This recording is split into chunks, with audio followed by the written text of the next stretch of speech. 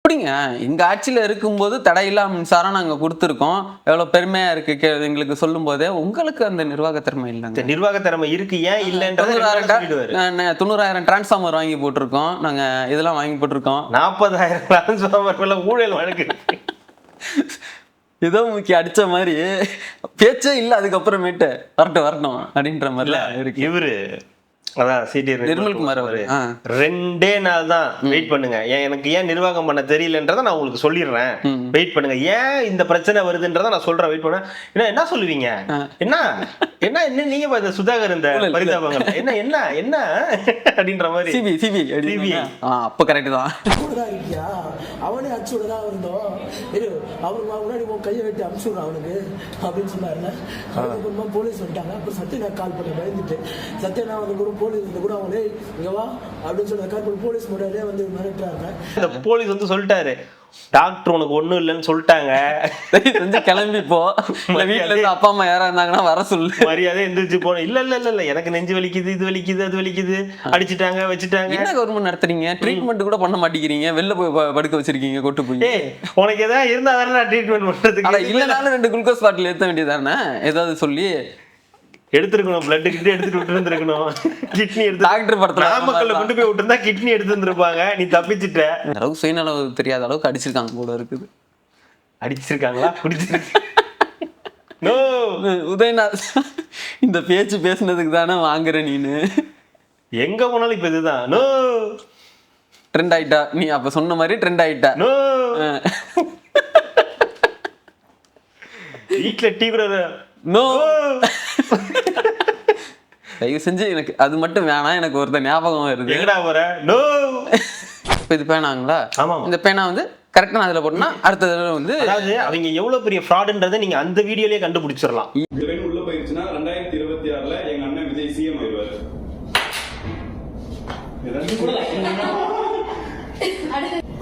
இந்த பெண் உள்ள விழுந்துச்சுன்னா பாமகல அப்பாவும் பிள்ளையும் ஒண்ணு செஞ்சிருவாங்க. இந்த பெண் உள்ள விழுந்துச்சுன்னா 2026ல திராவிட மாடல் ஆட்சி அமைக்கும். திமுக மீண்டும் ஆட்சிக்கு வரணும். அது போய் விழல. எடிட் கட் பண்ணி எடுத்து உள்ள போட்டு அப்படியே எடுத்து இது பண்ணி அப்புறமா அப்படி வந்து போற. அதுலயே தெரிய வேணாமா நீங்க எவ்வளவு பெரிய ஆட்டக்காரங்கன்னு. ரெட்ரோலுக்ஸ் குடும்பங்களுக்கு வணக்கம். இன்றைய கார்த்திக் விஷன் நிகழ்ச்சியில் தமிழகத்தில் நடக்கும் அரசியல் நிகழ்வுகளை பற்றி பேசலாம். வணக்கம் கார்த்திக். வணக்கம் ஜோ. ரெட்ரோலுக்ஸை தொடர்ந்து சப்ஸ்கிரைப் பண்றவங்களுக்கு மிக்க நன்றி. பண்ணாதவங்க சப்ஸ்கிரைப் பண்ணிட்டு வீடியோக்குள்ள பாருங்க, லைக் பண்ணுங்க, ஷேர் பண்ணுங்க, கமெண்ட் பண்ணுங்க. நிறைய பேர் சூப்பர் தேங்க்ஸ் பண்ணிருக்கீங்க. அவங்களுக்கும் மிகப்பெரிய நன்றிகள். நன்றிகள். இப்படி போயிட்டு இருக்குது. Not bad. இன்னைக்கு அதான் பேசணும், காலைல பேசணும். செலிப்ரேஷன் வந்து போயிட்டே இருக்கு. தமிழ்நாடு ஃபுல்லாகவே செலிப்ரேஷன் வந்து பண்ணிட்டு இருக்காங்க. அந்த நாள்லேயுமே சட்டமன்றத்தில் இன்னைக்கு ஸ்பீச்லாம் வேற இருக்குது. நாளைக்கு வந்து அதுக்கு பதில் வந்து ஆற்றுவார்னு ஆதவ அர்ஜுனா அவர்கள் வந்து சொன்னாங்க. சட்டப்பேரவை இதுலயே வந்து கடைசி நாள் சபாநாயகர் அவர்களே சொல்லியிருக்காரு.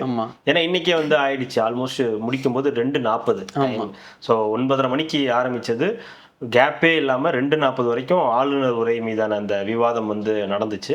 அப்புறம் எல்லாரும் வந்து பிறந்த நாள் வாழ்த்துக்கள் கூறுறது ஒரு பக்கம், இன்னொரு பக்கம் மேகதாது அணைக்கு அந்த விவகாரம் தீர்மானம் நிறைவேற்றுறது.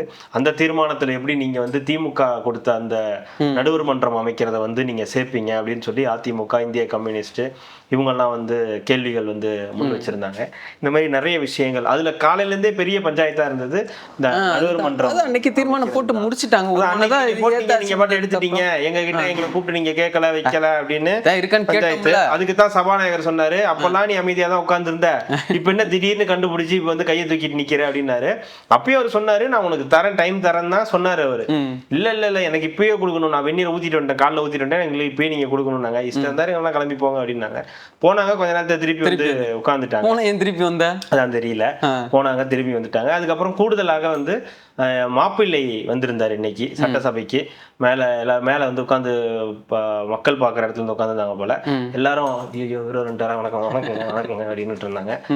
அதிமுககாரங்களாம் பார்த்தாங்க, நம்ம கூட்டணி கட்சி அப்படின்னு சொல்லிட்டு இருந்துக்கிட்டாங்க. நம்ம மாப்பிள்ளையா அப்படின்னு பார்த்துட்டு இருந்துக்கிட்டாங்க. அப்புறம் கீழே இருந்தவங்கெல்லாம் வந்து அவங்க கட்சிக்காரங்களாம் இவர் ஏங்க இங்கே வந்து வணக்கம் அப்படின்னாங்க.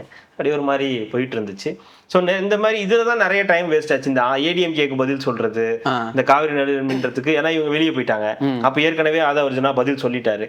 அதுக்கு மேலே திருப்பியும் அதுக்கு பதில் சொல்லணும். இவங்க திருப்பி வந்ததுக்கு அப்புறம் திருப்பியும் வந்து பதில் சொல்லணும்னு சொல்லி மறுபடியும் ஒரு 15-20 நிமிஷம் அதில் ஒரு டைம் வேஸ்ட் ஆனது. அதுக்கப்புறம் இதுக்காகவே ரொம்ப நேரம் வந்து சபாநாயகர் இதை பற்றியே நிறைய 110 விதியின் கீழ் 110 விதியின் கீழ்னு சொல்லி அது ஒரு கொஞ்ச நேரம் வந்து போயிட்டு இருந்துச்சு. இது இப்படியே நடந்துகிட்டு இருந்தது. அதுதான் இப்போ ரொம்ப அதிகமாக டைம் எடுத்துச்சு. மற்றபடி எல்லாரும் பேச வேண்டியவர்கள்லாம் பேசினாங்க.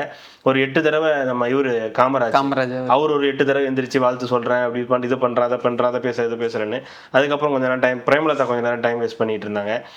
இதை வைக்கல அதை வைக்கல, தமிழ் வந்து தப்பா பேசினாரு ஆளுநர். நீங்க கூட்டு போய் கிளாஸ் எடுங்க, உங்க வீட்டுக்கு கூட்டு போயிட்டு நீங்க உங்க தம்பி இவங்க எல்லாரும் உட்கார வச்சு தமிழ், செந்தமிழ், ஆளுநர், கேப்டன், புரட்சி கலைஞர் விஜயகாந்த் சொல்ல போறாரு, அது சொல்ல வைங்க. அதெல்லாம் சொல்ல வச்சு கத்து கொடுத்து அனுப்புங்க. அவரு கேரளா ஆளு. ஆமா, அங்க ஒரு கேரளால கூட அங்க ஆளுநரா இருக்காரு. அவரை நமக்கு ஆளுநரா போட்டிருக்காங்க. ரெண்டு ஸ்டேட்டையும் அவர் வந்து பாத்துக்கிறாரு.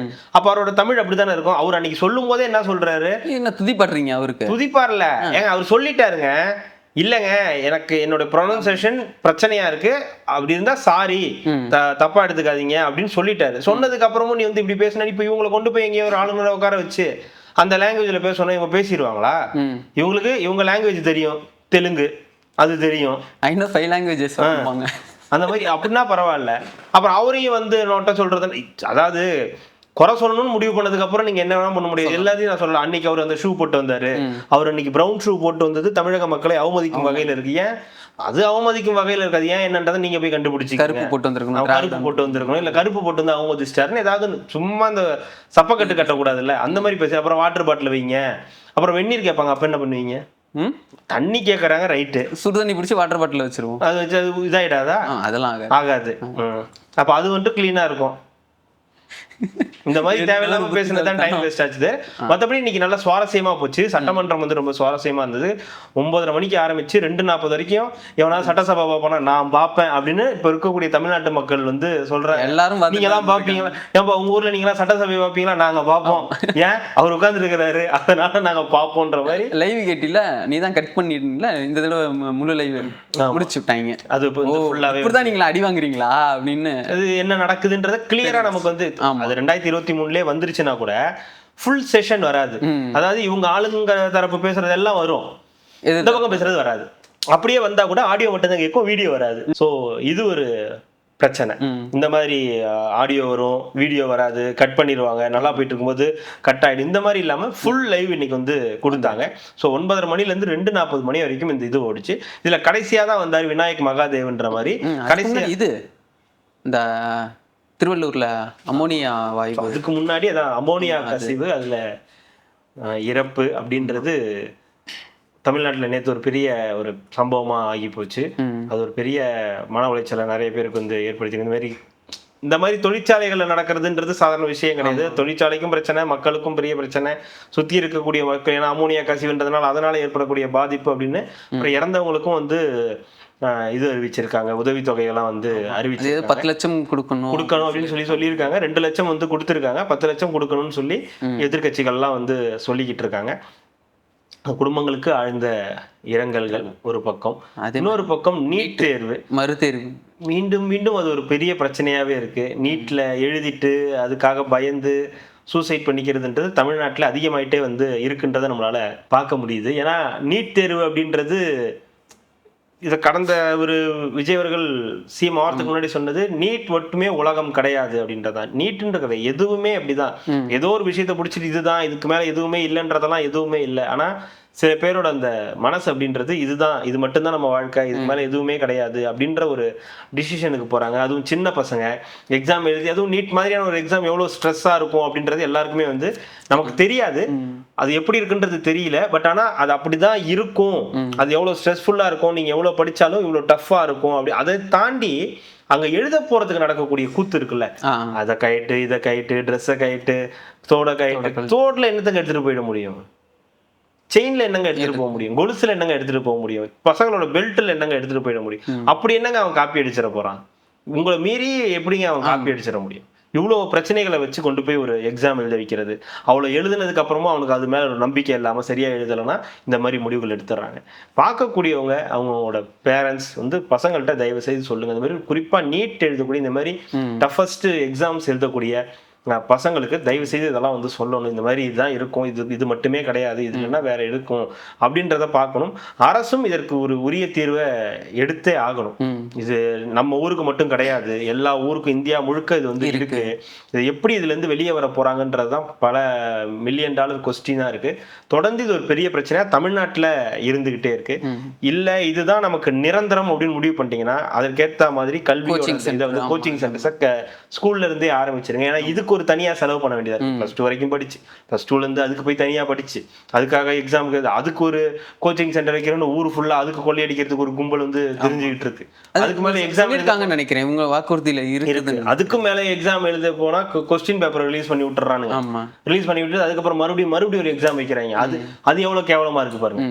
ஒரு கொஸ்டின் பேப்பர் கூட ஒழுங்கா வச்சுக்க முடியாத ஒரு கவர்மெண்ட் அதுக்கு ஃபிளைட்ல கொஸ்டின் பேப்பர் எடுத்துட்டு அதுக்கு டெலிகிராம் ஆப் வந்து தூக்குற ஒரு ஊர் தான் நம்ம ஊரா வந்து இப்போதைக்கு இருக்கு. ஊர்ல நாடு ஊர்னா தான் நம்ம ஓவராலா சொல்றேன். இந்த நாடு அப்படி இந்த லட்சணத்துல தான் நம்ம நாடு வந்து இருக்கு. ஸோ இவ்வளோ இது ஏன் நம்ம +2 படிச்சு அந்த மார்க்கை வச்சு டாக்டருக்கு படிச்சவங்க எவ்வளோ நல்ல டாக்டர்ஸ் இருக்காங்க. எவ்வளோ நாளுக்கு அப்படிதானே நடந்துச்சு. நம்ம இத்தனை வருஷமா அப்படிதானே இருக்கு. இப்போ வருஷமும் இவ்வளோ பேர் இவ்வளோ டாக்டர்ஸ் இருக்காங்கல்ல, நல்ல டாக்டர்ஸாக தானே இருக்காங்க, ஒன்றும் கெட்டு போகலையே.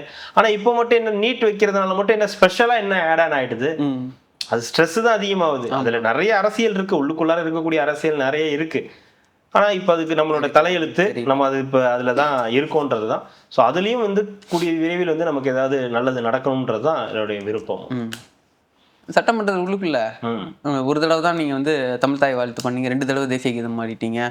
நீங்க வந்து ஆளுநருக்கு வந்து இது பண்றீங்க, காம்ப்ரமைஸ் ஜிங்ஜாம் பண்றீங்க அப்படின்னு சொல்லியிருக்காப்புல உதயன் அவர்கள். உங்களுக்கு கிடைச்ச ஆளுநர் அந்த மாதிரி, அவங்களுக்கு கிடைச்ச ஆளுநர் அந்த மாதிரி. எனக்கு அது கிடைக்கலன்ற பொறாமையில பேசுறாங்களா? பொறாமை இல்ல, இந்த மாதிரி ஏதாவது நடக்கும், உங்களால இது பண்ண முடியல அப்படி பண்ண முடியல, தேசிய கீதத்தை முதல்ல இவங்க என்ன நினைச்சாங்க, தேசிய கீதத்தை முதல்ல போட்டுருவாங்க, அதை வச்சு நம்ம செஞ்சிடலாம், சரா மாதிரி எடுத்து கிழிச்சலாம் பார்த்தாங்க. எடுத்தோடனே தமிழ் தாய் வாழ்த்து போட்டாங்க. என்ன பண்றதுன்னு தெரியல. அப்புறம் 2 தடவை தேசிய கீதம் போதுன்னா அப்பாடா ஓகே 2 மாட்டிச்சு, இதை 2 தடவை சொல்லி அவரு என்ன சொல்றேன்னா 3 தடவை தமிழ் தாய் வாழ்த்து பாடுங்கன்றான். நான் என்ன சொல்றேன், மாத்தி பாடிக்கிட்டே இருங்க, எந்த பிரச்சனையும் வேணாம்.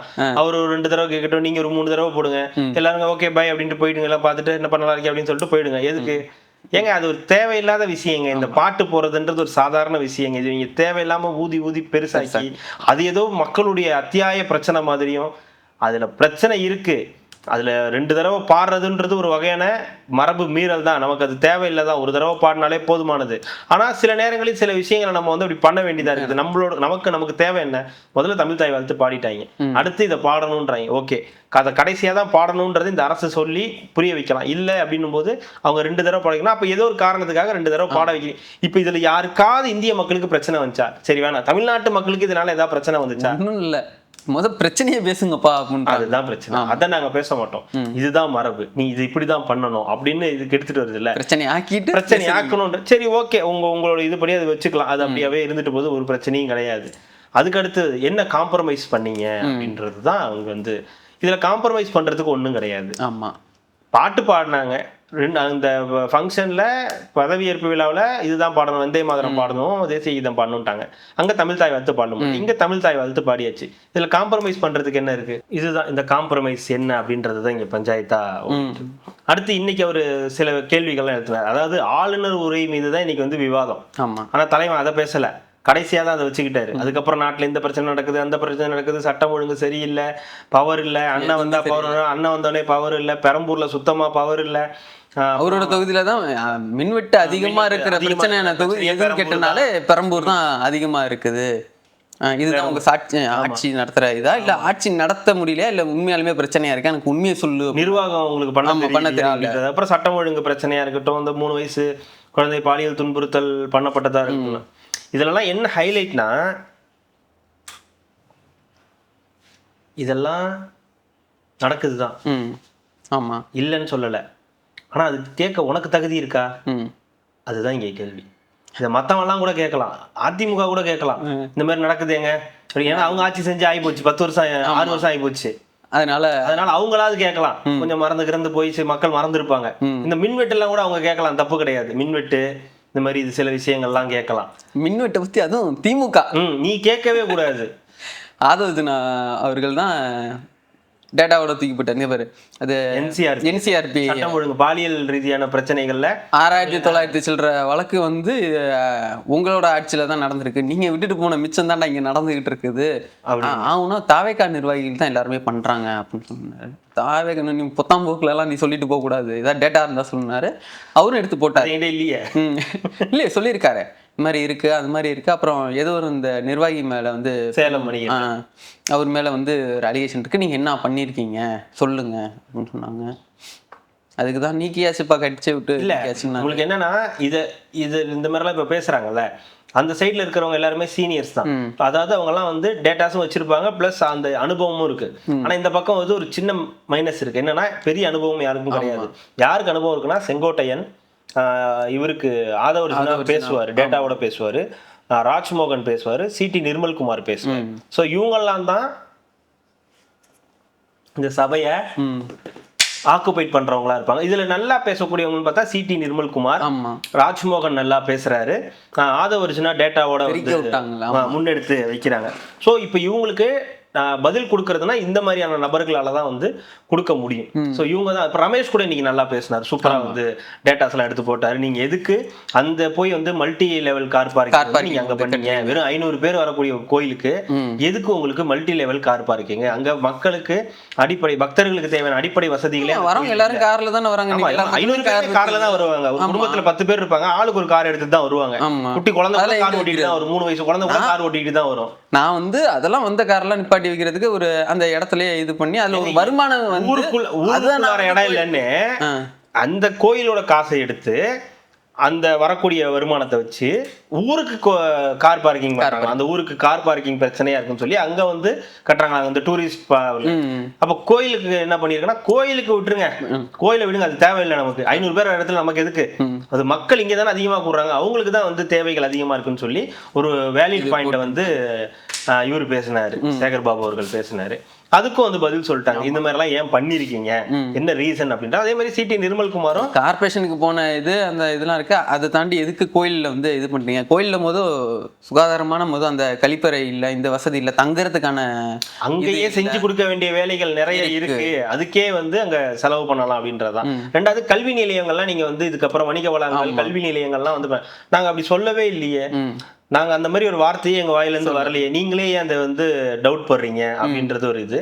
ரெண்டாவது சிடி நிர்மல்குமார் சொன்னாரு, 2 ரவுண்டு தான் அப்படின்ற மாதிரி, 2 நாள் வெயிட் பண்ணுங்க, ஒட்டு மொத்தத்தையும் இறங்குறேன் நான், நீங்க என்ன நடந்திருக்குன்றத சொல்றேன் அப்படின்னு சொல்லிட்டாரு. எப்படிங்க எங்க ஆட்சியில இருக்கும்போது தடையில்லா மின்சாரம் நாங்க கொடுத்துருக்கோம், எவ்வளவு பெருமையா இருக்கு எங்களுக்கு சொல்லும் போதே. உங்களுக்கு அந்த நிர்வாக திறமை இல்லைங்க. நிர்வாக திறமை இருக்கு, ஏன் இல்லைன்றது 90,000 டிரான்ஸ்ஃபார்மர் வாங்கி போட்டிருக்கோம் நாங்க, இதெல்லாம் வாங்கி போட்டிருக்கோம். 40,000 டிரான்ஸ்ஃபார்மர் ஊழல் வழக்கு ஏதோ முக்கிய அடிச்ச மாதிரி பேச்சே இல்ல. அதுக்கப்புறமேட்டு வரட்டும் அப்படின்ற மாதிரி இருக்கு. இவரு அதான் சிடி நிர்மல்குமார் அவரு 2 நாள் தான் வெயிட் பண்ணுங்க, எனக்கு ஏன் நிர்வாகம் பண்ண தெரியலன்றத நான் உங்களுக்கு சொல்லிடுறேன், வெயிட் பண்ணுங்க, ஏன் இந்த பிரச்சனை வருதுன்றத நான் சொல்றேன், வெயிட் பண்ண. என்ன சொல்லுவீங்க, என்ன என்ன என்ன நீங்க இந்த சுதாகர் இந்த பரிதாபங்கள் என்ன என்ன என்ன அப்படின்ற மாதிரி சிபிஐ அப்ப கரெக்ட் தான் அப்படின்ற மாதிரி போயிட்டு இருக்கு. அப்புறம் கடைசியா வந்து இதெல்லாம் கேள்வி முடிச்சுட்டு நாளைக்கு முதலமைச்சர் இதுக்கெல்லாம் பதில் சொல்லணும், அதுக்கெல்லாம் பதில் சொல்லணும் பண்ணாரு.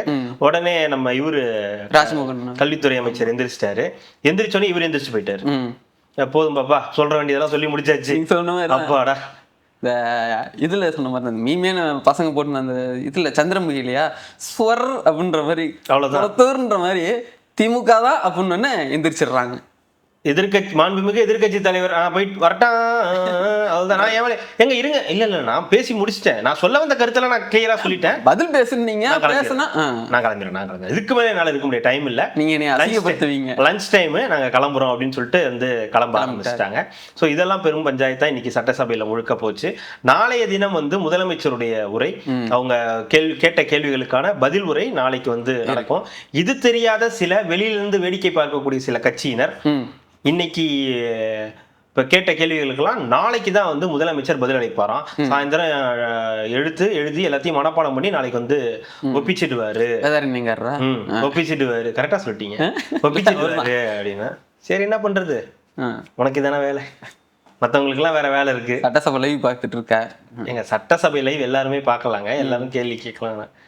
நீங்க ஏன் பண்றீங்க, உங்களுக்கு தனி உலகம் தானே, நீங்க இங்க வாழ்றீங்கன்னு கேக்குறேன் நான். இங்க உங்களுக்கு வேலையே கிடையாது, உங்களுக்கும் தமிழ்நாட்டுக்கு சம்பந்தமே கிடையாது, உங்க உலகமே வேறு. அந்த உலகத்துல வாழ வேண்டியதே நீங்க இங்க வரீங்க. இங்க அப்புறம் இங்க வந்தா அவன் என்ன சொல்றான், ஜெயிச்சு உள்ள போய் பாரு, ஏன் இங்க இருந்து கத்திக்கிட்டு இருக்க, இங்க கத்தாத, உனக்கு கத்தணும்னு தோணுச்சுன்னா ஏதாவது ஒண்ணு பண்ணி உள்ள போய் கத்திக்கிட்டு இரு, இங்க வந்து கத்தாதன்றான் அவன். அப்புறம் வந்து ஏதாவது ஒன்று வாங்கி கட்டிட்டு போக வேண்டியது, இதுதான் வேலை, வேற என்ன பண்றது. 5 வருஷத்துக்கு இதான் நடக்கும். அப்புறம் இந்த இவங்களோட திமுகவோட எல்லா திட்டங்களையும் நீங்கள் வந்து ஸ்டிக்கர் அடிச்சு விட்டிக்கிட்டு இருக்கீங்க. எல்லாம் இந்த திட்டங்கள் கொண்டு வந்தது, நான் புதல்வன் திட்டத்தில் வந்து நீங்கள் ஏதோ மாற்றம் செய்யறதுக்கான முயற்சிகள் நடக்கிறதா தகவல். அது என்ன ஆகும்னா மக்கள் பேசுறாங்க, மக்கள் கேட்குறாங்க. ஆமாம், நான் சொல்றேன்னு சொன்னா அடிக்க வருவாங்கல்ல, சொல்லிடுவார்ல சபாநாயகர், இப்போ நீ உட்காருப்பாடி அப்படின்ட்டுருவாங்க. அதுவே அவரு மக்கள் சொல்றாங்கன்னு சொன்னா அதுக்கு சொல்ல முடியாதுல்ல, எந்த மக்கள் சொல்றாங்கன்னு தெரியல. மக்கள் சொல்றாங்கன்னா எந்த மக்கள்னு இருக்குல்ல, அதுல ஒரு இது இருக்கு. மக்கள்னா உங்க குடும்ப உறுப்பினர்களே நிறைய பேர் அவங்களே பெரிய மக்கள் தான். அவங்க சொல்றாங்களா இல்ல நீங்க சொல்றீங்களா இல்ல பொதுமக்கள் சொல்றாங்க? பொதுமக்களை யாரும் கேட்டா பெரும்பாலும் இந்த மாதிரி கருத்துக்களை சொல்றது இல்ல, அது ரொம்ப கம்மியா தான் இருக்கு. பிரச்சனைகள் இருக்கு, மின்வெட்டு பிரச்சனைகள் இருக்கு, சட்டம் ஒழுங்குல இந்த மாதிரி இந்த பிரச்சனைகள்லாம் இருக்கு. அதுக்காக இந்த ஆட்சியே வேண்டாம் அப்படி இப்படின்லாம் யாரும் பேசல. அது பாட்டுக்கு போயிட்டு இருக்கு. சரி வந்திருக்காரு பண்ணுவாரு, வெயிட் பண்ணுவோம் அப்படின்னு பண்ணிக்கிட்டு இருக்காங்க. உடனே மக்கள் சொல்றாங்கன்னா எந்த மக்கள் சொல்றாங்க, நம்மள்ட்ட யாரும் இந்த மக்களும் சொல்ல மாட்டேங்கிறாங்க. நான் அது வரைக்கும் பார்க்கலையே. அதுதான் வந்தா தானே பாப்பீங்க. ஒரே குடும்பம் இது பண்றது மட்டும்தான் வேலையா. நான் முதல்வன் வந்து இது பண்றீங்க, நான் முதல்வன் சொல்றீங்க. ஆனா உங்க குடும்பத்துல இருந்து மட்டும்தான் முதல்வன்ற ஒரு இது இருக்கு, மத்த யாருக்கும் அதுல வந்து ஆப்ஷன் எல்லாம் இருக்கு. ஆனா எங்க முதல்வர் நினைக்கிறேன் அதுக்கு முன்னாடி போய் கிளம்பிட்டேன், லஞ்ச் டைம் ஆயிடுச்சுல, அதுக்கு மேல பசி தாங்காது அப்படின்னு சொல்லி கிளம்பிட்டேன். அவரை பார்க்க போனாரா இல்ல அவரோட தம்பியை பார்க்க போனாரான்னு தெரியல. அவரே தான். அவரு வேற இருக்கு, அது வரேன் வரிசையா வரணும். இல்ல அது பேசிடுவோம். இல்ல வேணாம், போலாம், பொறுமையா போலாம், ஒன்னும் அர்ஜென்ட் இல்ல. எங்க போறோம்? இல்ல அது ஏதோ சொல்லி அது ஏதோ ஓடிக்கிட்டே இருக்குங்க சார். இல்ல இது சட்டசபை முடிஞ்சிருச்சு. அதுதான் இப்ப எதிர்கட்சி தலைவரா அவருடைய கேள்விகளை அவர் வச்சுட்டு போயிட்டாரு. அவர் வந்து அவர் என்னெல்லாம் கேட்கணும்னு நினைச்சாரோ அது எல்லாத்தையும் இந்த 40 நாள்ல நீங்க ஏன் இந்த சாதனைகள்லாம் இப்படி எல்லாம் பண்ணிருக்கீங்க, உங்கள்கிட்ட சாதனையே இல்ல, வேதனை மட்டும்தான் மிஞ்சி இருக்கு, எல்லாமே நாங்க பண்ணதான், நீங்க நிதி ஆயோக்ல போய் பேசினது கூட எங்களுடைய சாதனைகளை தான் எடுத்து பேசியிருக்கீங்க, அதைத்தான் ராஜ்மோகன் சொல்றாரு. எல்லாமே உங்களுதுன்னா இப்ப நடந்த பிரச்சனைகளுக்கு காரணம் உங்களுது தானே, உங்களுடைய போதை நடமாட்டம் அது தானே காரணமா இருக்கு, இதெல்லாம் தானே பிரச்சனையா இருக்கு, இதை மட்டும் நாங்க ஏத்துக்க மாட்டோம் அப்படின்னு சொல்றாங்க. 40% வந்து அதிகமானது உங்களோட ஆட்சியில தான், பெண்களுக்கு போக்சோ வழக்கு அதிகமானது எல்லாரும் சொல்றாங்க. அதெல்லாம் வந்து ஏத்துக்கிற மனநிலையில அது டைமும் இல்லை எங்களுக்கு ஏத்துக்கிறதுக்கு. நாங்க கிளம்பிடுவோம். சிஎம் போட்டோ எல்லாம் பேக் எல்லாம் கொடுத்தது நாங்க தான் கொடுத்தோம், நீங்க திருப்பி என்னமோ நீங்களும் அதே மாதிரி பண்ண மாதிரி பெருமை பேசிக்கிறீங்க. நிறைய சொல்லியிருந்தாரு, ஃபேக் நியூஸ் இந்த மாதிரி நிறைய வருது அப்படின்னு. அதுக்கு நாளைக்கு பதில் வரும், நாளைக்கு பார்த்துக்கலாம் என்ன பேசுறாருன்னு பார்ப்போம். முக்கியமா இந்த இது தொழில்துறை வரதெல்லாம் இங்க இருந்து அங்க போகுதுன்னு சொன்னாங்க. உள்ளுக்குள்ள கேட்கணும், உள்ளுக்குள்ளதான் கேள்வி கேட்டீங்களா, என்ன நிலைப்பாடு இருக்குன்னு கேட்டீங்களா, அப்ப பதில் சொல்றதுக்கு உட்காரணும்ல. என்ன நீங்க மதியானம் வரைக்கும் நடத்துவீங்க, நாங்கள் உட்காந்து வேடிக்கை பார்த்துட்டு இருப்பாங்க. நான் காலையில வந்தேன், அதிகாலையில 9:40 9:30 மணிக்கு வந்தேன். 2 இட்லி சாப்பிட்டு வந்திருப்பாரு, அதனால பசிக்குது. அவர் 2 இட்லி தெரியல, இட்லி சாப்பிடுவாருலாம் எனக்கு தெரியாது. சரி பொங்கல் சாப்பிட்டு வந்திருப்பாரு, விடுங்க. ஓகே, விடிய காலையில 9:30 மணி அடிச்சாதான் சரியாகும்னு நினைக்கிறேன். இல்ல விடிய காலை 9:30 மணிக்கு வந்தவன் நான். என்னைய நீங்க மட்ட மதியானம் 2:40 வரைக்கும் வச்சிருக்கணும்னு நினைக்கிறீங்க, அது கஷ்டம். எல்லாரும் தானங்க இருந்தாங்க, இருந்தா எல்லாரும் நானும் ஒண்ணா. அப்போ வயசு முதலமைச்சர் கூட உட்காந்துருக்கலாம், நான் உட்காந்துருக்க முடியாது. நீங்க சொல்லுவீங்கல்ல சிஎம் கூட எல்லாம் சூப்பர் ஸ்டார்ல சா வச்சு போட்டுருவோங்கள அப்படின்ற மாதிரிதான் அது. முதலமைச்சர் கூட எதிர்கட்சி தலைவர் நான் உட்காந்துருக்க மாட்டேன், அவ்வளவு நேரம் என்னால உட்காந்துருக்க முடியாது அப்படின்னு சொல்லி கலந்துட்டாங்க. அதான் போயிருக்காம நீங்க இருந்த ஆட்சியிலே வந்து 3.3 லட்சம் கோடிக்கான முதலீடு வந்து போயிருக்கு. பொய்யா டேட்டாவோட தூக்கி போட்டு அடிச்சிருக்காங்களே மீடியாக்கு முன்னாடி. நீங்க ஒரு டேட்டா கொடுத்தா அதெல்லாம் கரெக்ட் ஆயிடுமா? இப்ப நாங்க ஒரு டேட்டா கொடுப்போம் பாருங்க, அது பொய்யான டேட்டா, பொய்யான டேட்டா, அதெல்லாம் தெரியாது. நாங்க ஒரு டேட்டா நாங்க ரெடி பண்ணி கொடுப்போம். நானு அந்த இவர் இருக்காருல்ல டிவிலாம் உட்காந்து பேசுவாருங்க ஜம்முன்னு, அரசியல் விமர்சகர், அவரு எல்லாம் உட்காந்து ரெடி பண்ணி ஒண்ணு கொடுப்போம். அதுதான் வந்து உண்மையான டேட்டா. இப்பெல்லாம் அவருக்கு திடீர்னு ஒரு ஞானோதயம் வந்துருது, திடீர்னு ஒரு அக்கறை வந்துருது மக்கள் மேல. பாருங்க எங்க பார்த்தாலும் ஒரே பாலியல் ரீதியான பிரச்சனை, பாருங்க எங்க பார்த்தாலும் ஒரே சட்டம் ஒழுங்கு பிரச்சனை, பாருங்க எங்க பார்த்தாலும் மின்வெட்டு. அப்படி எவ்வளவுதான் ஏன் வாங்கினேன், அது நிறைய இவ்வளவு நாள் கழிச்சுமே இன்னும் முட்டு கொடுத்துக்கிட்டு இருக்க நிறைய மாதிரி அது வந்துகிட்டே இருக்கு, அது நிக்காது. அப்படியா? அதெல்லாம் பென்ஷன் மாதிரியா? வாழ்நாள் வரைக்கும், வாழ்நாள் வரைக்கும். ஆமா, வாழ்நாள் முழுக்க தான் அது. கொடுத்தாச்சு, எழுதி கொடுத்தாச்சு. இந்த மாதிரி நாங்க இந்த மாதிரி இந்த இதுக்கு எங்களுடைய தலைமுறை மட்டும் அல்லாது அடுத்த தலைமுறையையும் நாங்கள் உங்களுக்கு எழுதி கொடுத்தாச்சு. அதனால அவரெல்லாம் ஒண்ணும் பண்ண முடியாது. நீங்க அதான் அப்படிதான் இருக்கும். பார்த்து சிரிச்சுட்டு போயிட்டே இருக்கணும். அப்படியா? சரி சொல்லியிருக்காங்க, எடுத்து கொடுத்துட்டாங்க, மீடியாவுக்கும் கொடுத்துட்டாங்க. நான் உங்களுக்கு இதாவே நான் கொடுக்குறேன், இதை முதல்ல எடுத்து வெளில போடுங்க, எல்லாம் கேட்குறீங்களா, நான் தான் கொடுக்குறேன்ல, எடுத்து போடுங்க. நான் தான் போட மாட்டேன்ல, நான் தான் திருந்திட்டேன்ல, இனிமே நான் இப்படி உனக்கு ஆதரவா இருப்பேன். இப்போ எனக்கு ஏதாவது நீ கொடுத்தீங்கன்னா உனக்கு நான் ஆதரவா இருப்பேன். ஆமா, நீ தான் எனக்கு எதுவும் கொடுக்க மாட்டேங்கிறியே. ஒரு நியூஸ் சேனல் கூடமா நாங்களாம் திருந்திட்டோம். நாங்களாம் இப்ப ஆளுங்கட்சியை கேள்வி கேட்கிற ரேஞ்சுக்கு வந்துட்டோம். முன்ன மாதிரினா நாங்க ஆளுங்கட்சி கேள்வி கேட்க மாட்டோம். அவங்க என்ன சொல்றாங்களோ அதை எடுத்துட்டு வந்து போடுவோம், இல்ல அவங்கள பக்கமே திரும்பாம இருப்போம். இப்ப நாங்களாம் வந்து சமகத்தாயிட்டோம். சுதந்திரம்னா எங்களுக்கு அப்படி ஒரு முக்கியம் சொல்லிட்டு எங்கள் பேனாக்கள் வந்து ஆளுங்கட்சியை புரட்டி போடும் அப்படின்னு சொல்லி செய்தி சேனல்கள்லாம் வந்து அவங்க கேள்வி கணைகளை தொடுத்துக்கிட்டே இருக்காங்க. இவங்களும் அதுக்கு வந்து கொடுத்துக்கிட்டே இருக்காங்க, இந்தாங்க இதை வச்சுங்க, இதை போடுங்க, அதை போடுங்க, இதை போடுங்க அப்படின்னு கொடுக்குறாங்க. திருந்திட்டாங்கன்னு நினைக்கிறேன். நீ திருந்திரியோ? சன் டிவிலே கூட விஜய் அவர்களுக்கு வந்து டீசர்லாம் வேற போடுறாங்க. ஹாப்பி பர்த்டேக்கு வந்து டீசர்லாம் போட்டிருக்காங்க. அப்புறம் எப்படி நீங்க திருந்தலன்னு சொல்ல முடியும்? நம்பாத, அவ்வளவுதான். என்ன எடிட் முரட்டுத்தனமா அப்படிதான் இருக்கும். அது போன வருஷம் பண்ண எடிட்டா கூட இருக்கலாம். அப்படியா? சொல்றேன், அவங்க ஃப்ரெஷ்ஷா பண்ணுவாங்க. பெரிய டீம்லாம் வச்சிருக்காங்க. ஆமா, அவங்க ஃப்ரெஷ்ஷா தான் பண்ணுவாங்க. திடீர்னு என்ன காத்து இந்த சைடு வீசுது. தொழில்துறை அமைச்சர் அவங்க வந்து அவங்களோட இதெல்லாமே கொடுத்துருக்காங்க. ஏன், என்ன ரீசன்? 3.3 லட்சம் கோடி வந்து இங்க வரவே இல்லை கடந்த ஆட்சிகள்ல, எல்லாமே அப்படியே வெளியே போயிருக்கு. அதனால இதெல்லாம் தான் காரணம். என்ன ரீசன் அப்படின்றத ஆதாரத்தோட பல விஷயங்களை வந்து எடுத்து சொல்லியிருக்காங்க. தொடர்ந்து அவங்க மேலேயும் சில பேர் வந்து தொடர்ந்து நம்ம எக்ஸ்ல பார்த்துக்கிட்டு இருக்கோம். ஒரு சிலர்ல அவங்கள வந்து கரம் வச்சு அவங்கள வந்து பேசிக்கிட்டே இருக்கிறத அதையும் நம்ம வந்து பார்த்துக்கிட்டு தான் இருக்கோம். இப்படிதான் இருக்கும். அவங்களோட பதில சொல்லியிருக்காங்க. திமுக தரப்புல இருந்து என்ன பதில் வருது? திரு டிஆர்பி ராஜா அவர்கள் சும்மா வரலடா திமுக காரன் என்ன சொல்றாருன்னு பார்ப்போம். அவருக்கு தான் கேள்வியா கேட்குற, இந்த வாங்கிக்க அப்படின்னாங்க. அப்புறம்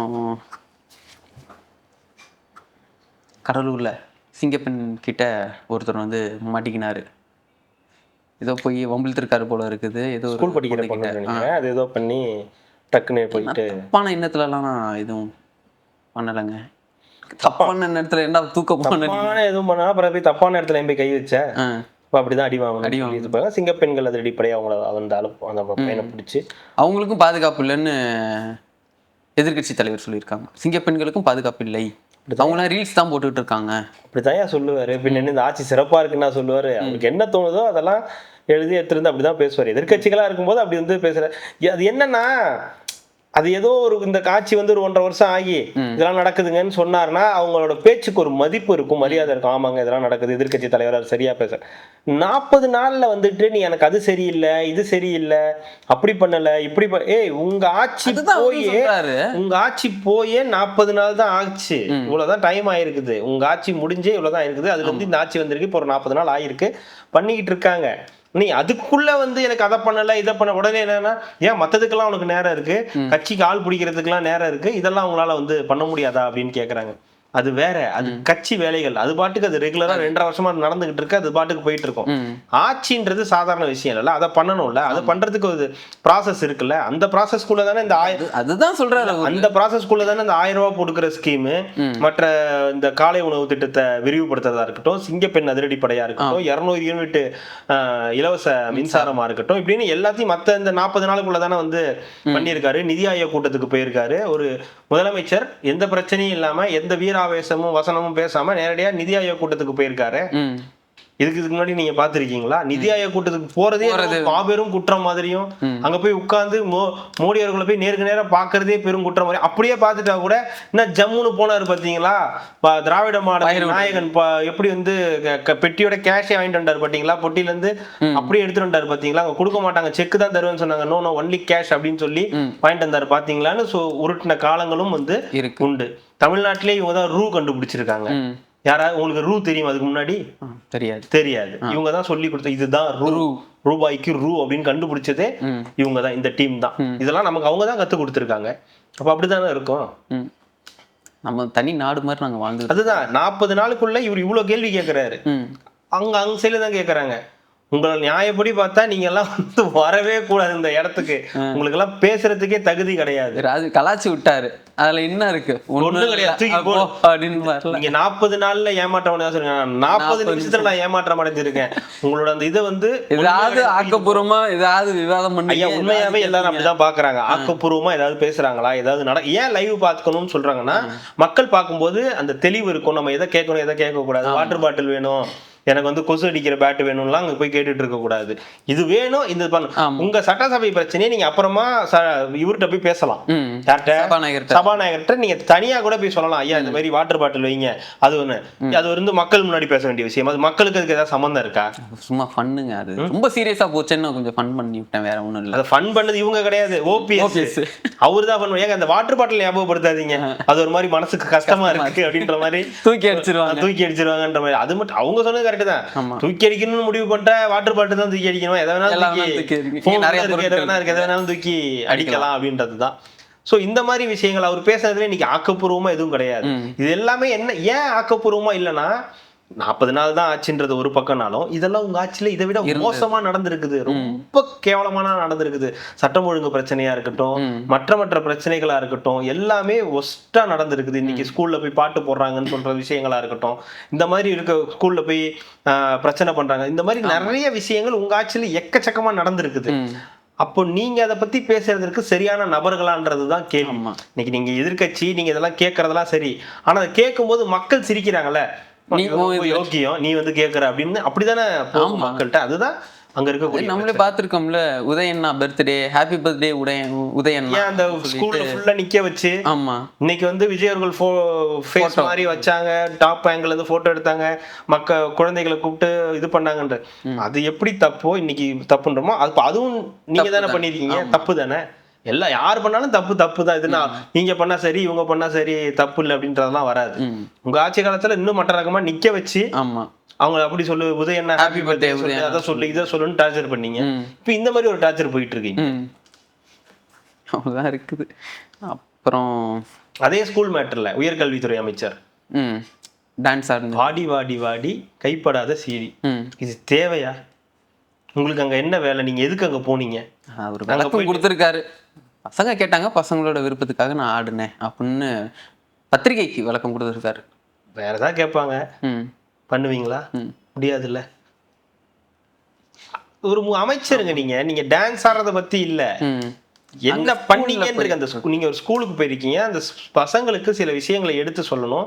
அதுவும் நீங்க ஒரு அமைச்சரா இருக்கீங்க, அதுவும் அந்த துறை உயர்கல்வித்துறை அமைச்சரா இருக்கீங்கன்னா, நீங்க அந்த பசங்களுக்கு என்ன பேசணும், என்ன மாதிரியான முன்னெடுப்புகளை எடுக்கணும், எவ்வளவோ விஷயங்கள் இருக்கு நீங்க எடுத்து சொல்றதுக்கு. அதை விட்டுட்டு முதலமைச்சர் நடிச்சாருன்னு சொல்லி அந்த படத்தோட பாட்டு போட்டு நீங்க டான்ஸ் ஆடுறது வந்து அவ்வளவு அழகு கிடையாது. இன்னைக்கு இன்னொரு விஷயம், இன்னைக்கு பர்த்டேக்காக விஜய் அவர்களுக்கு கேக் வெட்டுறதுக்காக கேக் எடுத்துட்டு வந்திருக்காங்க. இன்னைக்கு அவர் வெட்ட மாட்டேன் இருக்காரு, கேக் எல்லாம் வேண்டாம் அதெல்லாம் வேண்டாம் அப்படின்னு இருக்காரு. சட்டமன்றத்துல இல்ல, தலைமைச் செயலகத்துல எடுத்துட்டு வந்திருக்காங்க வெட்டுறதுக்காக, வேணான்ட்டாரு. ஏன்னா நேத்து வந்து அமோனியா கசிவுனால பிரச்சனை, நீட் தேர்வுனால 2 குழந்தைங்க உயிர் போயிருக்கு. அதனால இன்னைக்கு பர்த்டே கொண்டாடுறன்ற பேர்ல கேக் வெட்டினா அது எவ்வளவு வந்து அபத்தமா இருக்கும். அவரே வந்து அவ்வளவு திங்க் பண்றாரு. ஒரு முதலமைச்சரா அவர் வந்து எப்படி செயல்படுறாரோ அதே மாதிரி தான் அமைச்சர்களாகிய நீங்களும் அதே மாதிரி செயல்படணும். ஓகே, இதெல்லாம் தப்பு, இதெல்லாம் பண்ணக்கூடாது, இதை பண்ணணும். அதாவது அவர் வந்து இந்த இப்போ ரமேஷ் மாதிரி ஒருத்தர், இல்ல புதுசா வந்திருக்கக்கூடிய பர்வேஷ் மாதிரி ஒருத்தர், இல்ல கில்லி சரத்து மாதிரி ஒருத்தர்னா சரி, சின்ன பசங்க தப்பு பண்ணிட்டாங்கன்னு சொல்லலாம். எக்ஸ்பீரியன்ஸ் காங்கிரஸ்ல இருக்கீங்க, அப்ப நீங்க எப்படி நடந்துக்கணும்ன்றது இருக்குல்ல. அந்த மாதிரியான தப்புகள் எல்லாம் பண்ணாதீங்க. ஸ்கூல்ல போய் இந்த மாதிரி வேலையெல்லாம் பண்ணாதீங்க. இதுதான் வேலையா? பசங்களுக்கு வாடி வாடி வாடி கைப்படாத சீடின்னு பாட்டு போட்டு கொடுக்கறது, சொல்லி டான்ஸ் ஆடுறது தான் வந்து ஒரு உயர்கல்வித்துறை அமைச்சருடைய வேலையா அப்படின்றது தான் கேள்வி. இந்த மாதிரி தப்புகளை பண்ணாதீங்க. இதெல்லாம் வந்து ஒரு எக்ஸாம்பிளா மாறிடும். ஃபியூச்சர்ல இதெல்லாம் எடுத்து பேசுறதுக்கு ஒரு எக்ஸாம்பிளா மாறி இருக்கும். முதலமைச்சருக்கே இப்படி பண்ணிருக்காங்கன்னு வச்சுக்கோங்க. முன்னாடி வந்து நீங்களே பாத்துருப்பீங்களே, ஹுக்கும் பாட்டுக்கெல்லாம் போட்டு ஆடி இருக்காங்க, உட்கார்ந்து இருப்பாரு அவரு, அவங்க ஹுக்கும் பாட்டுக்கெல்லாம் போட்டு ஆடி இருக்காங்க. அந்த தப்பு நீங்களும் பண்ணக்கூடாது இல்ல? அது நீ கேக்குறீங்க, அதுதான் எனக்கு கொஞ்சம் காண்டா இருக்கு. அதுதான் பிரச்சனையே, வேற ஒண்ணும் கிடையாது. இந்த பரிதாபங்கள்ல டிராயிட் மாதிரி தான், அதுதான் பிரச்சனையே அப்படின்ற மாதிரி. அதுதான் பிரச்சனை, வேற ஒண்ணும் கிடையாது. நீ வேற யார் கேட்டாலும் நான் ஏத்துக்க, மக்கள் கேட்டா கூட ஏத்துக்க. 2 பேர் கேட்டா நம்மளால ஏத்துக்கவே முடியாது. ஒண்ணு வந்து இவங்க, இன்னொன்னு வந்து வேறு உலகம். அதான் நீ அழிச்சாட்டியத்தின் உச்சத்துல இருந்திருக்க, உனக்கு அதை பத்தி என்னன்னே தெரியாது. நீங்க 2 பேரும் கேள்வி கேட்டாலே மக்கள் ஏத்துக்க மாட்டாங்க. அதிமுக கூட ஏதோ ஒரு சைடு ஏத்துக்கலாம்ப்பா அப்படின்ற மாதிரிதான். ஆனா அதிமுக யாரும் கேள்வி கேட்க இல்ல. எல்லாரும் வெளியே போறாங்க, 4 பேர் உட்கார்ந்து இருக்காங்க. எஸ்பி மதிக்கல ஒண்ணு என்னன்னு தெரியல அது. அப்புறம் கே நேரு அவர்கள் திருச்சியில வந்து பேசிருக்கும்போது, என்ன தவறு செய்யும்? கடந்த முறை ஆட்சியில 85,000 வாக்குகளுக்கு மேலாக வாக்களித்து பொதுமக்களுடைய ஆதரவை பெற்று இருக்கிறோம். இந்த முறை 4,786 வாக்குகள். ஏதாவது ஒரு தவறு செய்திருந்து அந்த தவறின் மூலமாக மக்கள் நம்மளை நிராகரித்து இருக்கிறார் என்று சொன்னால் கூட பரவாயில்லை. ஆனால் இந்த திருச்சி மாநகருக்கு மட்டும் 4,000 கோடிக்கு மேலாக வளர்ச்சி திட்டங்களை உருவாக்கி தந்திருக்கிறோம். சாலைகள் போடப்பட்டிருக்கிறது. 4,000 கோடிக்கு மேல நலத்திட்டங்கள் எல்லாமே இது பண்ணியிருக்கோம். நம்ம வந்து திருச்சியை வந்து இது பண்ணியிருக்கோம். அப்படி என்னதான் நாங்க பண்ணோம், எதுக்கு ஏன் எங்களை வந்து இது பண்ணல, கண்டுக்கல அப்படின்ட்டாரு. என்ன பண்ணலன்னு கேளுங்க தம்பி. 4,000 கோடிக்கு வளர்ச்சிக்கு வந்து இது பண்ணியிருக்கோமே, இதுக்கு மேல என்ன வேணும் உங்களுக்கு? பட்டா வாங்கி கொடுத்துருக்கோம், சிட்டா வாங்கி கொடுத்துருக்கோம், எல்லாம் பண்ணி கொடுத்துருக்கோம், அப்புறம் ஏன் எங்களுக்கு போடலன்னு கேட்குறாரு. பிதாமகன் தான். என்ன பண்ணலன்னு கேளுங்க தம்பி. 10வது படிக்கிற பொண்ணு அப்படின்ற மாதிரி சாமியார் அந்த மாதிரி தான் இருக்கு. ஏன்னா நீங்க 4,000 கோடிக்கு பண்ண, 7,000 கோடிக்கு பண்ண அப்படின்னு நீங்க எல்லாம் பேசுறீங்க. ஆனா நம்ம இடி என்ன சொல்லுது, உங்க மேல ஒரு 8 crores வந்து நீங்க ஊழல் பண்ணியிருக்கிறதா ஒரு வந்து ஆதாரப்பூர்வத்தோட வந்து ஒரு குற்றச்சாட்டை வைக்கிறாங்க. இதோ நாளைக்கு 23 நாளையோட முடியுது. அந்த உயர்நீதிமன்றம் போட்ட அந்த இடைக்கால தடை மேல எதுவும் வழக்கு போடக்கூடாதுன்றது நாளையோட வந்து முடியுது. அப்போ கேள்விகள் இருக்கதானே செய்யும். ஏன் வந்து நீங்க தோத்தீங்கன்னா, இந்த மாதிரி உங்க துறையில இருக்கக்கூடிய அவ்வளவு ஊழல், நீங்க ஜெயிச்சதே பெரிய விஷயம் தானே. அது உண்மைதான். இவ்வளவு ஊழல் நடந்திருந்தாலும் உங்க ஏரியால உங்களுடைய ஏதோ செல்வாக்க வச்சு நீங்க அங்க ஜெயிச்சிட்டீங்க. ஆனா ஒட்டுமொத்தமா திமுக வந்து தோத்துருச்சு. எப்படி அது எப்படி காரணம் தெரியாம இருக்கும்? 4,000 கோடிக்கு பண்ணீங்க, 5,000 கோடிக்கு பண்ணீங்கன்னா மக்கள் அவ்வளவு முட்டாளா பார்த்து தானே இருக்காங்க. எவ்வளவு நீங்க எத்தனை கோடி ரூபாய்க்கு நீங்க செலவு பண்ணாலும் சென்னையில அதே பிரச்சனை அப்படியே தானே இருக்கு. அந்த மழை தண்ணி அப்படியே தானே இருக்கு, அந்த நிக்கிற தண்ணி அப்படியே தானே இருக்கு, வெள்ளம் வரது வந்துட்டு தானே இருக்கு. இல்ல வந்து எங்க போனாலும் வீட்டுக்குள்ள தண்ணி போக தானே செய்யுது. இதே கொளத்தூர்ல இதே பிரச்சனை இன்னும் இருந்துகிட்டு தானே இருக்கு. அதுதான் இங்க பிரச்சனையே தவிர இதை வந்து நீங்க என்ன செய்ய, ஆனா அதுல அவ்வளவு டெண்டர் எடுக்கிறதுல ஊழல், அதுல வேலைக்கு கொடுக்கறதுல ஊழல், நீங்க வந்து உங்க துறையில ஏகப்பட்ட இதுல வந்து கையாடல் பண்ணிருக்கீங்க அப்படின்னு சொல்லி ஒரு குற்றச்சாட்டு ஒண்ணு வருது. இடி வழக்கு போடுறாங்க. சோ இந்த பிரச்சனையெல்லாம் தெரிஞ்சுக்கிட்டு நீங்க எப்படி தோத்தோன்னு கேட்கிற கேள்வியே வந்து ஒரு அபத்தமான கேள்வி. அதெல்லாம் ஏதோ மேடைக்கு மேடை கேட்கணுமே பேசுறது. அதே மாதிரி இவரு அனிதா ராதாகிருஷ்ணன் அவரும் என்ன சொல்லியிருக்காரு, அந்த மனுஷன் ஜாலியா நடிகை கூட அப்படியே உட்காந்துட்டு வீட்டுல உட்காந்துட்டு இருக்கிற மனுஷனை கூப்பிட்டு வந்து இன்னைக்கு சட்டமன்றத்தில் உட்காந்து இந்த மக்களுக்கு என்ன பண்றதுன்னு யோசிக்கிற அளவுக்கு கொண்டு வந்து வச்சுட்டீங்களே அப்படின்றாங்க. நம்ம இப்படி ஜாலியா நடிகையோட வீட்டுல ஜாலியா இருந்தோம், ஒரு முதலமைச்சர் முடிக்கிட்ட முடிய வச்சே ஆனா பாவமே என்னை மாட்டி விட்டுட்டீங்களடா அப்படின்னு. விஜய் சட்டமன்றத்தில் எப்படி உட்காந்துருப்பாரு?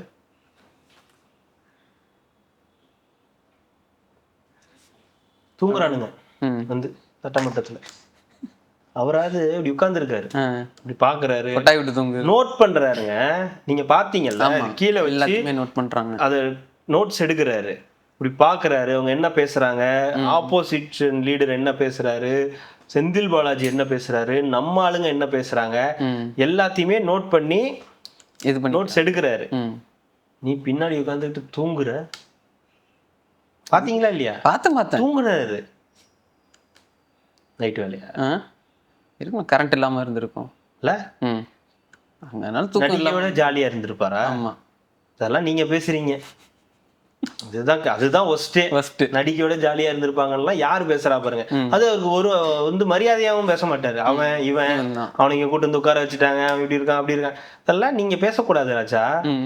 அதெல்லாம் அவங்க பார்த்துப்பாங்க. அவங்க என்ன பண்றாங்க ஏது பண்றாங்கன்றதெல்லாம் பார்த்துப்பாங்க. நீங்க இப்படியே பேசிட்டு இருந்தீங்கன்னா நிரந்தர கூப்பு தான். நீங்க டவுட்டே வேணாம். நீங்க வந்து 1000 பிரச்சனைகள் இந்த ஆட்சியில வந்தாலும் சேகர் பாபு, அனிதா ராதாகிருஷ்ணன் மாதிரியான ஆட்கள் இருக்கிற வரைக்கும் தாவேகாக்கு எந்த பிரச்சனையும் கிடையாது. அப்படியே லட்டு மாதிரி தூக்கி கொடுத்துட்டு போயிட்டே இருப்பாங்க. நீங்க வேணா உங்க தொகுதியில ஜெயிச்சுக்கலாம், பட் ஓவராலா நீங்க ஜெயிக்கவே முடியாது. ஏன்னா உங்களுடைய பேச்சு அந்த மாதிரி. வரப்போறதுல அதுக்கும் வாய்ப்பு இல்லைன்ற மாதிரி தான். சிவாஜி கிருஷ்ணமூர்த்தி எல்லாம் தோத்து போயிடுவாங்க. இவங்க எல்லாம் வர பேசுறத பார்த்தா சிவாஜி கிருஷ்ணமூர்த்தி எல்லாம் பரவாயில்ல போல, ஏன் இவரெல்லாம் இப்படி பேசுறான்னு கேட்டா இவங்களாம் தான் அதுக்கு காரணங்கள். பேசுறான் எவன்டா கேட்டுருவான் நம்மள, பேசுறா எவன் என்ன பண்ணிடுவான் நம்மள அப்படின்னு. ஏன்னா நீங்க ஒரு முதலமைச்சரையே ஒரு மேடையில நீங்க இந்த ரேஞ்சுக்கு பேசுவீங்க அப்படின்னா, அப்புறம் மற்ற உங்களோட கீழ்மட்ட உறுப்பினர்கள் வந்து எப்படி இருப்பாங்க, பேச்சாளர்கள் வந்து எப்படி இருப்பாங்க, இப்படிதான் இருப்பாங்க. அதனாலதான் மக்கள் உங்களை வந்து கூப்பிட உட்கார வைக்கணும், இந்த டீம் வரவே கூடாது அப்படின்னு முடிவு பண்றதுக்கான காரணமே அதுதான், வேற ஒன்றும் கிடையாது. இதை வந்து கட்சியும் கண்டிக்காது. இன்னைக்கு ஒரு ஒன்றிய செயலாளர் ஏதோ ஒரு பிரச்சனைன்னு ஸ்கூல்ல போயிட்டு இது பண்ணி போட்டோ வைக்கணும், இது பண்ணணும், இது எடுத்ததுக்கே அவரை வந்து கட்சியை விட்டு நீக்கிறாங்க. ஆனா நீ எவ்வளவு கேவலமா பேசினா அந்த கட்சியை விட்டு நான் நீக்க மாட்டேன், ஒரு கண்டனம் கூட கொடுக்க மாட்டாங்க. ஒரு முதலமைச்சரை எப்படி பேசணும், ஒரு முதலமைச்சரை எப்படி அட்ரஸ் பண்ணணும், ஒரு முதலமைச்சருக்கு என்ன மரியாதை கொடுக்கணும்ன்றது கூட உங்க கட்சியோடைய எம்எல்ஏக்களுக்கு, சட்டமன்ற உறுப்பினர்களுக்கு, இல்ல உங்க கட்சியோடைய மாவட்ட செயலாளர்களுக்கு நீங்க சொல்ல மாட்டீங்கன்னா அப்புறம் என்ன பெரிய பாரம்பரியம் உள்ள கட்சி, என்ன எவ்வளவு பெரிய கட்சியா இருந்தா என்ன பண்ண முடியும்? அது அவ்வளவுதான். இப்படி பேசுனீங்கன்னா இது இப்படிதான் நடக்கும், இது இங்கதான் போய் முடியும். நீங்க எவ்வளோ வந்து தாவேகாவை வந்து அண்டர் எஸ்டிமேட் பண்ணாலும் சரி, இல்ல அவங்க எதுவுமே பண்ணலன்னு மக்கள் முன்னாடி போய் சொன்னீங்கனாலும் உங்க பேச்சால நீங்க வீழ்றது கெட்டு போறது இல்ல உறுதியா. ஏன்னா நீங்க தொடர்ந்து பாருங்களேன், பேசிக்கிட்டே இருக்காரு இத, அவன் இவன் அப்படி நடிகையோட, இதெல்லாம் உங்களுக்கு தேவையா? ஆட்சியில என்ன பிரச்சனையோ அதை மட்டும்தான் பேசணும், மற்றது எல்லாத்தையும் பேசுறது, அதை தவிர மற்ற எல்லாத்தையும் பேசுறது. அம்மாளுக்கு தான் ஏதாவது திருப்பி கேவலப்படுறதுன்னா உடனே அவ பர்சனலுக்குள்ள போயிடுற, அங்க பேசுற இங்க வந்து தூங்குற. ஐயோ. அப்புறம் சரி கொஞ்சம் இந்த சைடு போவோமா. உதயண்ணா தம்பி தாக்கப்பட்டிருக்காரு.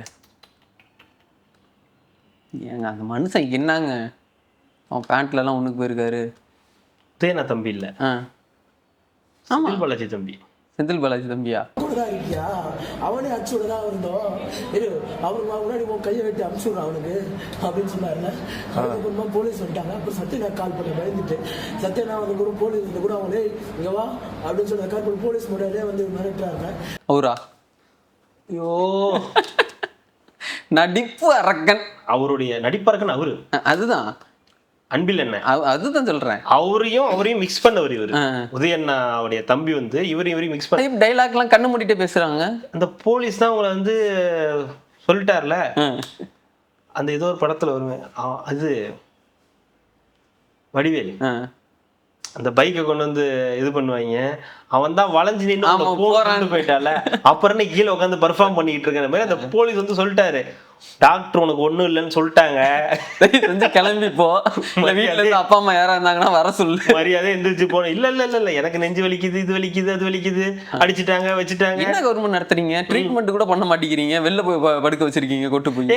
உனக்கு ஏதாவது இருந்தா தானே நான் ட்ரீட்மெண்ட் பண்றதுக்கு, இல்லனாலும் 2 குளுக்கோஸ் பாட்டில் ஏற்ற வேண்டியதானே, ஏதாவது சொல்லி எடுத்துருக்கணும், பிளட் கிட்ட எடுத்துட்டு விட்டு இருந்திருக்கணும், கிட்னி எடுத்து டாக்டர் படத்துல நாமக்கல்ல கொண்டு போய் விட்டுருந்தா கிட்னி எடுத்து இருந்திருப்பாங்க, நீ தப்பிச்சிட்ட, இங்க இருக்கிறதுனால மிஸ் ஆயிட்டு இருக்க, யாரும் எடுக்கல. டாக்டர் படத்துல சொல்லணும், ஒழுங்கா இன்னும் கிட்னி ஒண்ணு எடுத்து வச்சிருங்க, கம்முன்னு இருந்தீங்கன்னா. இல்ல நாமக்கலுக்கு தான் போகும். நாமக்கல் கூட நீங்க கேட்கவே வேணாம், அவங்களே எடுத்து விட்டுருவாங்க. அந்த டாக்டர், அவங்க கட்சி டாக்டர் இருக்காருல்ல, ஒருத்தர் இருக்காரு, என்னங்க காய்ச்சல் தானேங்க வந்தேன், 2 கோடு போட்டிருக்கீங்க, டாக்டர் படத்துல எடுத்து போட்டிருப்பாங்கல்ல, அந்த மாதிரி இருந்தாப்பா எடுத்தாச்சுப்பா அப்படின்னு இருப்பாங்க டைரக்டா. இதெல்லாம் எதுக்கு, யார் அடிச்சா என்ன, ஒரு டீடைல்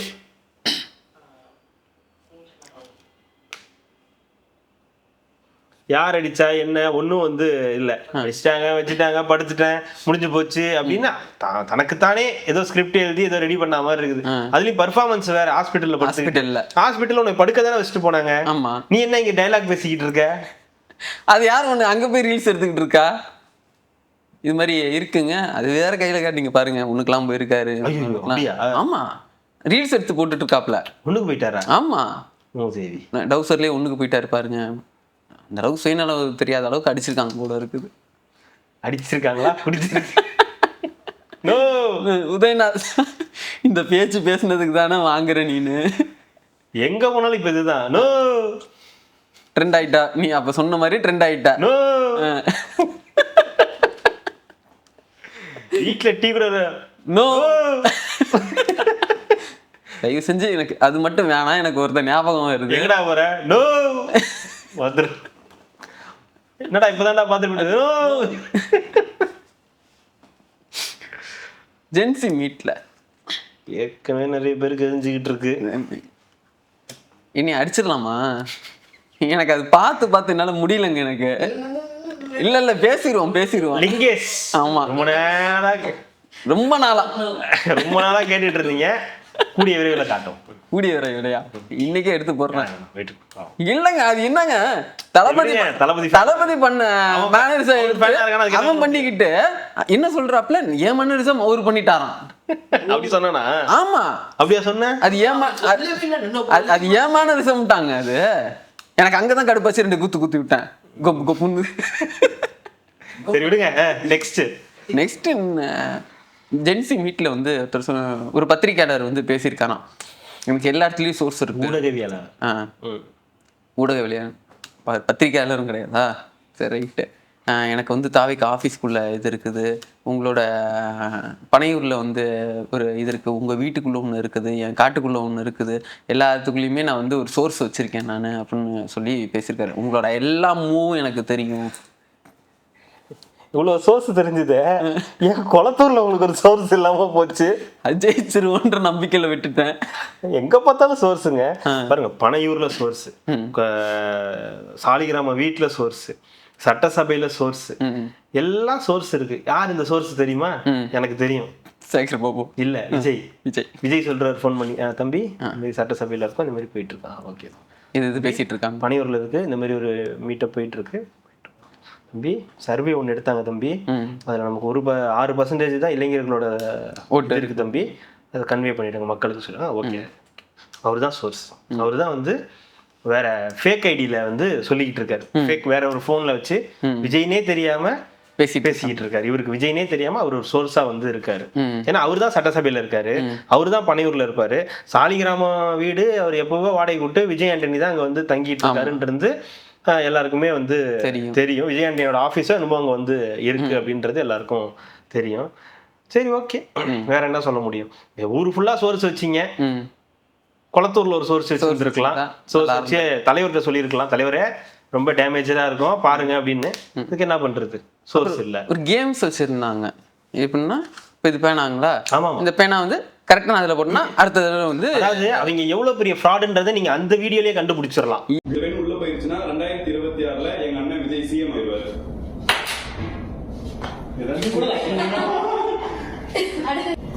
இந்த பெண் உள்ள விழுந்துச்சுன்னா பாமகல அப்பாவும் பிள்ளையும் ஒண்ணு சேர்ந்துருவாங்க. இந்த பெண் உள்ள விழுந்துச்சுன்னா 2026ல திராவிட மாடல் ஆட்சி அமைக்கும். அவ்வளவுதான், முடிஞ்சது. இங்க இருக்கிறத இப்படி போடுறது கூட உனக்கு முடியலன்னா அதெல்லாம் இல்ல. அதுல விஜய் அண்ணா சிஎம் ஆயிடுவாரு, விழலையா? அடுத்து ஏதோ ஒரு கொஸ்டின் அதே மாதிரி வந்து விழுவுது, அதுலயும் வந்து விழல.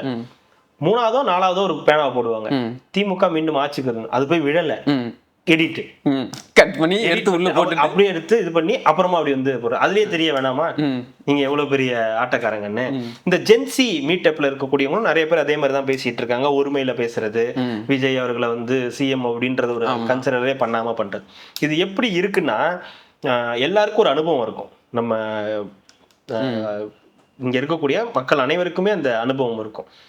நீங்க பகல்ல சில நேரங்கள்ல இருக்கும், நைட்ல ரொம்ப அதிகமாவே இருக்கும். நீங்க வந்து நைட்ல வீட்டுக்கு போயிட்டு இருப்பீங்க, உங்களுக்கு வந்து தெரியும் நீங்க இந்த போற ரூட்ல நீங்க உங்க ஏரியால சில நன்றியுள்ள ஜீவன்கள்லாம் இருக்குன்றது உங்களுக்கு தெரியும். நிறைய இருக்குல்ல. அது மாதிரி ஒரு 4-5 நன்றியுள்ள ஜீவன்கள் அங்கங்க இருந்துகிட்டே இருக்கும். அதுங்களுக்கு பகல்ல அந்த அளவுக்கு தோணாது, ஏன்னா பகல் நிறைய தூங்கும், அந்த மாதிரி இருக்கும். நைட்ல பயங்கர ஆக்டிவா வந்து இந்த நன்றியுள்ள ஜீவன்கள் இருக்கும். அதுங்களுக்கு என்ன பிரச்சனைனா, பைக் சவுண்டு பிரச்சனையா இல்ல நைட்ல நம்மள யாரும் அட்டாக் பண்ண மாட்டாங்க அப்படின்ற தைரியமா என்னன்னு தெரியாது. அது மட்டும் இல்லாம கூட ஒரு 4-5 இருக்கிறதுனால அந்த தைரியத்துல அது என்ன வேணாலும் பண்ணும். ஆனா அந்த 4-5ல 4-5மே பண்ணாது. 4-5 சப்போர்ட்டிங் ஆர்டிஸ்ட், ஒண்ணு மட்டும் தான் மெயின் அக்யூஸ்ட். அது மட்டும் தான் கடிக்க வர மாதிரி வந்து தலைவன். ஆமா. இப்போ நீங்க பைக்ல போகும்போது இந்த மாதிரி ஒருத்தவங்க போகும்போது ஃபர்ஸ்ட் ஒருத்தர் போறாருன்னு வச்சுக்கோங்களேன், அதுக்கு இந்த நன்றியுள்ள ஜீவனுக்கு என்னன்னா நல்லவன் கெட்டவன் தெரியாது, சின்னவங்க பெரியவங்க தெரியாது, லேடிஸ் பிரெக்னண்டா இருக்கிறவங்க எதுவுமே தெரியாது. அதுதான் நன்றியுள்ள ஜீவன். அதோட இதுவே அதுதான், நேச்சரே அதுதான். யாரு என்னன்னா அதுக்கு தெரியாது. ஏன்னா குழந்தைங்களை கூட அது வந்து கடிச்சு வைக்குது. அதுதான் இப்போ வந்து நடக்கிறதுன்றத நம்ம வந்து பாக்குறோம். அப்போ இந்த நன்றியுள்ள ஜீவன் என்ன பண்ணுதுன்னா, ஒருத்தவங்க போகும்போது கடிக்க பாக்குது. அப்போ ஒரு சிலர் என்ன பண்ணுவாங்க, விழுந்து கீழே விழுவாங்க, பைக் ஸ்கிட் ஆயிடும், சாக்கடையில பக்கத்துல சாக்கடை இருக்கும், சாக்கடையில விழுந்துடுவாங்க, இல்ல கல்லுல அடிபட்டுரும். ஆனா நிறைய இது என்னன்னா நம்ம கீழே கல் எடுக்க போனாலே ஓடிடுங்க. அது வரேன், அது ஒரு கேட்டகரி. ரெண்டாவது கேட்டகரி என்னன்னா, சில பேருக்கு தெரியும், அனுபவப்பட்டிருப்பாங்க, இது இங்க இந்த இடத்துல இருக்கும், இது கடிக்க வரும் தெரியும். அப்ப என்ன பண்ணுவாங்க, ஸ்லோ பண்ணி போவாங்க, இல்லைன்னா வேகமா போயிட்டு காலை தூக்கிட்டு போயிடுவாங்க. மூணாவது ஒரு கேட்டகரி இருக்கு. அவன் என்ன பண்ணுவான்னா, அவன் பாட்டுக்கு போகணும்னு தான் நினைப்பான். அவன் போயிட்டு இருக்கும்போது இது ஏதாவது சேட்டை பண்ணுச்சுன்னா கொஞ்சம் தூரத்துல போய் வண்டியை நிறுத்திட்டு அவனை விட இவன் மோசமா மாறிடுவான், அதை விட இவன் மோசமா மாறிட்டு அடிக்க போக ஆரம்பிப்பான். பக்கத்துல என்ன இருக்கு ஏது இருக்கலாம் மாட்டா, கல்லு கட்டை எது கிடைச்சாலும் சரி துரத்தி அடிப்பான். மூணாவதா இருக்கிறவன். நாலாவதா இருக்கிறவன் எதுவுமே பண்ண மாட்டான், சிப்போ அப்படின்ட்டு போய் தொலை அப்படின்ட்டு வந்து போயிடுவான். ஆனா அந்த நன்றியுள்ள ஜீவன்கள் இருக்குல்ல, அதுங்க வந்து கடிச்சுக்கிட்டே இருக்குங்க. அதுதான் இதுங்களோட வேலை. இதேதான் நைட்டு பூரா கூட 4 பேர் இருக்காங்க அப்படின்ற தைரியத்துல அது இது மாதிரி ஏதாவது ஒண்ணு பண்ணிக்கிட்டே இருக்கும். அதுக்கெல்லாம் யாரும் எதுவும் பண்ண முடியாது. மூணாவதா இருக்கிறவங்க மாதிரி இருந்தா ஓகே, நீ இறங்கி. ஆனா நீங்க ஒண்ணு யோசிச்சு பாருங்க, அவன் இறங்கி ஸ்டாண்ட் போனாலே ஓட ஆரம்பிச்சிருங்க. ஆமா, அவன் வந்து ஜஸ்ட் அப்படி போய் அப்படின்ட்டு போறவனா ஓகே, அவன் நின்னு நிதானமா இப்படி திரும்பி பார்த்தானாலே அது ஓடிடுங்க, தைரியமா வந்து வராதுன்னு. இதுதான் இவங்களோட ஒட்டுமொத்த ஸ்டோரியே. இது இவ்வளவுதான். இது ஊரா போய் இப்ப இது எல்லா ஊர்லயும் இருக்கு. இந்த இது இவங்கதான் அந்த ஒரு 10 பேர் இருக்காங்கன்னு நினைக்கிறேன், அதுங்கதான் ஊரா போயிட்டு இருக்குதுங்க. அவ்வளவுதாங்க. அதான் சொல்றேனே, 4 பேரு, 4 பேரு கூட ஒண்ணு இருக்கும், இதுங்களாம் தான் பண்ற வேலையா இருக்கும். அதுலயே வந்து இப்ப ஒரு சிலர் தான் அப்படியே தௌலத்தா பேசுறது. ஒருத்தவங்க பேசியிருப்பாங்களே, பாத்துருப்பீங்களே, அந்த ஏரியா, இந்த ஏரியா, அந்த இடம், இந்த இடம் அப்படின்னு இருக்குல்ல. அதாவது நமக்கு வராத வன்மத்தை கூட வர வைக்கக்கூடிய ஒரு மாடுலேஷன், வர வைக்கக்கூடிய ஒரு வெறுப்பு, அது எல்லாமே அந்த மாடுலேஷன்லயே இயல்பாவே உங்களுக்கு வந்து வந்துடும். எப்படி உங்களுக்கு ஒரு சதிவதனியை பார்த்தா உங்களுக்கு ஒரு எரிச்சல், சதிவதனியை பார்த்தா உங்களுக்கு பேசுறத பார்த்தா எப்படி இருக்குமோ, ஒரு சிரிப்பழகனை பார்த்தா உங்களுக்கு, ஜூனியர் விகடன் இதுக்கு முன்னாடி எந்த கட்டுரையுமே எழுதாத மாதிரியும், ஜூனியர் விகடன் அன்னைக்கு தான் வந்து முதலா விஜய் அவர்களை பத்தி தான் ஃபர்ஸ்ட் கவர் எழுதி போடுற மாதிரியும், ஃப்ரண்ட் லைன்ல அன்னைக்கு தான் ஃபர்ஸ்டா ஏதோ இப்போ ஆர்டிகல் போடுற மாதிரியும் அப்படி எடுத்து சிரிச்சுக்கிட்டே காட்டு வரல. எனக்கு ரொம்ப ஆசையா இருக்கு, நான் ஒரு வார்த்தை மட்டும் படிச்சுக்கிறேன்னு. புச்சமே இல்ல அந்த மாதிரி இருக்கக்கூடிய ஆட்களை நீங்க எதுவுமே பண்ண முடியாது, கடந்து போய்கிட்டே இருக்கணும். ஒண்ணு கடந்து போங்க, இல்லைன்னா ஸ்டாண்டு போட்டு திரும்பி பாருங்க, இருக்காருங்க, ஓடிடுங்க. இவ்வளவுதான் இவங்களோட சாராம்சம், இவ்வளவுதான். திருப்பியும் சொல்றேன், ஜென்சி இருக்கக்கூடிய இங்க தாவேக்கால இருக்கக்கூடிய ஒரு சில பேர் வந்து ரொம்ப மோசமா பேசுறாங்க, அபியூஸ் பண்றாங்க, எல்லாம் ஓகே. பட் அதை தாண்டி இருக்கக்கூடிய நிறைய பேர் விஜய்ன்ற ஒரு தனிப்பட்ட நபருக்காக அவங்களுடைய டைமை ஸ்பெண்ட் பண்றாங்க. அவர் வந்திருக்காரு, நமக்காக வந்திருக்காரு, அவர் நம்மளோட அண்ணன், நம்மளுடைய தலைவர், நம்ம அவருக்காக வேலை செய்யணும். இந்த அவர் ஒண்ணு நினைக்கிறாரு, அதே மாதிரி நம்ம ஒண்ணு பண்ணணும். அவர் தமிழ் மக்களுக்காக இது ஒண்ணு பண்ணணும்னு நினைக்கிறார், அதே மாதிரி நம்மளும். அவங்க உண்மையா சொல்ல போனா நிறைய பேர் பார்ட் டைமாவே இது ஒரு ஒர்க்கே பண்ணிட்டு தான் சொல்றேன். அவங்களோட வேலையும் டெய்லி ஒரு 2 மணி நேரம் 3 மணி நேரம் வேலையும் பார்த்துக்கிட்டு இதையும் பண்றாங்க. அப்போ இதெல்லாம் எடுத்து அவங்க கொடுக்குறாங்க, இதெல்லாம் அவங்க தன்னார்வமா வந்து பண்றாங்க. ஆனா உங்களை மாதிரி எங்கேயும் போயிட்டு அவங்க மேடை போட்டு யாரையும் திட்டலையே. ஜென்சின்னு போட்டு எந்த மேடையிலயும் அவங்க போய் பேசவே இல்லையே. நீ தானே போய் சும்மா தெரிஞ்சுக்கிட்டு இருக்க, கத்திக்கிட்டே இருக்க, எங்க போனாலும் அப்படியே பலத்தை காட்டுறோம், வேற ஒண்ணும் இல்லை. அங்கங்கெல்லாம் நாங்க ஊர்ல இளைஞர்கள்லாம் இருக்கோம், ஜென்சி இருக்கோம், பாத்துக்கோங்க, எங்க கிட்டயும் படைகள் இருக்கு அப்படின்னு காட்டுறதுதான், வேற ஒண்ணும் கிடையாது. ஆனா சேர்ற கூட்டத்துக்கும் வீணா சேர்ற கூட்டத்துக்கும் வித்தியாசம் இருக்கு. நம்ம அதை சொல்லி அதை தெரியணும்ல. அந்த நன்றியுள்ள ஜீவன் ஸ்டோரி தான் இது. இவ்வளவுதான் இதோட கெப்பாசிட்டி. இவ்வளவுதான். இதுக்கு நம்ம ரொம்ப டைம் ஸ்பெண்ட் பண்ணவும் யாருமே, நம்மன்னு இல்லை, யாருமே அதுக்கு அவ்வளவு டைம் ஸ்பெண்ட் பண்ணணும்னு அவசியம் கிடையாது. தட்டி விட்டு போயிட்டே இருக்க வேண்டியதான். அதெல்லாம் திருப்பி லைன் லைட்டுக்கு வரி அடிச்சு விட்டான், இது பண்ணிட்டான், எனக்கு ஆஸ்பத்திரியில இது கொடுக்க, இதுதான் தேவைக்கா ஆட்சி. எல்லாருமே கடந்து போயிடுவாங்களா, காலை தூக்கிட்டு போயிடுவாங்களா? ஒரு சிலருக்கு இறங்கி ஸ்டாண்ட போட்டு இறங்கி அதுக்குன்னே கல்லுலாம் எடுத்துட்டு வருவாங்க. ஒரு சிலர் தெரிஞ்சே எடுத்துட்டு வருவான், கருங்கல்லாம் பார்த்து எடுத்துட்டு வருவான், நல்லா ஷார்ப்பா இருக்கிற மாதிரி. ஒரே அடிதான், அதோட போயிடணும்ன்ற மாதிரி அடிப்பான். ஒண்ணு நீ வாங்கிட்டு பெர்ஃபார்ம் பண்ண ஆரம்பி. இந்த அடி வாங்கணும்னு ஒரு கத்தும்ல. ஆமா. அதேதான், அந்த மாதிரி தான். வேற வழி கிடையாது. நீ பண்றன்னா நீ பண்றதுக்கு ஏத்த மாதிரியான இதையும் நீ அனுபவிச்சுதான் ஆகணும். அதுக்கு ஒண்ணும் பண்ண முடியாது. தாங்குறாங்க அது தாங்குவோம். அடி தாங்கி வருது இல்ல. அதுக்காக தான், அதுக்கு தானா இந்த வேற என்ன பின்னதுக்கு இவங்கள என்ன அப்படியே கொண்டு போய் உட்கார வச்சிட போறாங்களா? இல்ல அப்படியே உட்கார வைக்கிறதுனா கூட இவங்க விட்டுருவாங்களா? அதுக்கு தான் அண்ணன் அனிதா ராதாகிருஷ்ணன் இருக்காரு, சேகர் பாபு இருக்காரு, சேகர் பாபுவோட கூட இருக்கக்கூடிய அண்ணன் சத்யராஜ் இருக்காரு, பொன்வண்ணன் இருக்காரு. இவங்களுக்காகலாம் பேசுறது கூடிய ஆட்கள் இருக்காங்கல்ல. நீங்க ஏறணும்னு நினைச்சீங்கனாலே போதும், பின்னாடி இந்த தவளை இழுத்து விட்டு போயிடும். நீ இந்த தேல் நண்டா நண்டு, அந்த நண்டு வந்து இறக்கி விட்டு போயிடும். ஒன்றும் பிரச்சனை இல்லை நமக்கு. அப்புறம் பிரகாஷ்ராஜ் அவர்களுக்கு ஏதோ அரெஸ்ட் ஆயிருவாருன்னு சொல்லி. ஆமா, 4 ஊர்ல ஓட்டுறாரு, 4 ஊர்லயும் ஓட்டர் ஐடி வச்சிருக்காராம். நல்லதானுங்க. அந்த வந்து ஊருக்கு இருக்கும்போது நான் போய் ஓட்டு போடணும்ல அந்தந்த சிஎம்க்கு. அதுக்கு 4 பிரகாஷ்ராஜ் இருக்கணும். ஒரு பிரகாஷ்ராஜ் தானே இருக்காரு. 4 பிரகாஷ்ராஜ் இருந்தா 4 ஸ்டேட்ல வச்சுக்கலாம் ஓட்டர் ஐடி. ஏங்க ஓட்டர் ஐடினே இப்ப எதுக்கு எல்லாரையும் இந்த இது பண்ணாங்க? ஜாமீனே இல்லாத அது இருக்கட்டும், அது என்னவோ கொண்டு போறாரு. இல்ல எதுக்கு இப்ப நம்ம ஊர்ல வந்து இந்த இதெல்லாம் பண்ணாங்க, ஓட்டர் ஐடிய இது பண்ணாங்க, ஃபில்டர் பண்ணாங்க, கம்மி பண்ணாங்க எல்லாருக்கும். எஸ்ஐஆர் போட்டு எதுக்கு பண்ணாங்க? போலி வாக்காளர்கள் இந்த மாதிரி ஐடி நிறைய இருக்கு, நிறைய இதாகுதுங்கிறத கட் பண்ணாங்க. நீ 4 ஊருக்கு 4 ஐடி வச்சிருந்தீங்கன்னா பின்ன என்ன பண்ணுவாங்க? வந்து வாழ்த்துவாங்களா சூப்பர் சார் அப்படின்னு? நீ வந்து நின்றீங்களா எஸ்ஐஆருக்கு வந்து எதிரா வந்து பேச, நீ 4 வச்சுட்டு வந்து நிக்கிறீங்க. அதுக்காக தான் நின்ன. என்கிட்ட 4 இருக்கு, நீ வந்து நீ ஒன்னாக்கிருவல்ல. இப்ப நான் நினைச்ச இடத்துல போய் ஓட்டு போட, இப்ப இங்க ஓட்டு போடுறையா, இது 2 வருஷம் கழிச்சு வேற ஒரு ஊர்ல அங்க போய் ஓட்டு போடணும். அப்புறம் அங்க போய் அங்க எதிரா பாஜக, நீ பிஜேபிக்கு எதிராக இருக்கிறது பிரச்சனை கிடையாது. ஆனா 4 ஊருக்கு 4 வச்சிருக்க பத்தியா? ஏங்க எந்த யாருமே வச்சிருக்க மாட்டாங்க 4 ஊருக்கு 4லாம். எவனுமே வச்சிருக்க மாட்டான். எங்க ஸ்டேட்டுக்கு ஒண்ணு வச்சிருப்பாங்களா எவனாவது ஓட்டர் ஐடி? வச்சிருக்கேன்னு அதுதான். நீ நீங்க நடிக்கிற மாதிரி ஸ்டேட்டுக்கு எங்க நடிக்கிற மாதிரி நினைச்சுக்கிட்டு 4 ஓட்டர் ஐடி வாங்கிட்டா பிரச்சனை இல்லைன்னு நினைச்சிட்டியா? பேன் இண்டியா ஓட்டருங்க நானு. அதுதான், பேன் இண்டியால வச்சிருப்பாங்க, கொஞ்ச நாள் டெல்லியில வச்சிருப்பாங்க, கொஞ்ச நாள் சென்னையில வச்சிருப்பாங்க, கொஞ்ச நாள் ஆந்திரால வச்சிருப்பாங்க, கொஞ்ச நாள் கர்நாடகால வச்சிருப்பாங்க. எல்லா ஊர்லயும் இருக்க வேண்டியதான். எல்லா ஊர்லயும் நடிச்சாச்சு, எல்லா ஊர்லயும் அதே மாதிரி இருக்க வேண்டியதான். அவ்வளவுதான். நாளைக்கு தான் ஏதோ ஒன்று மிஸ் ஆகிற மாதிரி அவ்வளவுதான் இருக்கு. அவ்வளவுதான். ஓகே, வேற ஒன்றும் அந்த அளவுக்குலாம் இல்லை. நாளைக்கு திருப்பி அவர் பதில் பேசினாதான் தெரியும். அடுத்து என்னென்ன கத்த போகிறாங்கன்னு தெரியல சட்டமன்றத்துக்குள்ள. தொடர்ந்து பேசுவோம் கார்த்திக். நாளைக்கு அவர் பேசி முடிச்சதுக்கப்புறம் நம்ம பேசுவோம். ஓகே, நன்றி, மகிழ்ச்சி.